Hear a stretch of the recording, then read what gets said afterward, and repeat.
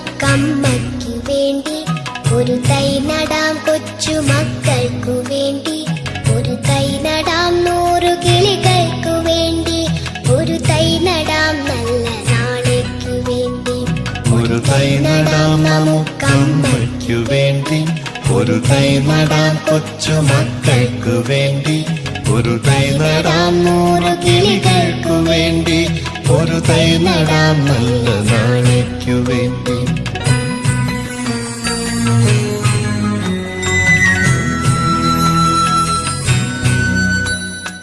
ഇത് പ്രാണവായുവിനായി നടുന്നു, ഇത് മഴയ്ക്കായി തൊഴുതു നടുന്നു.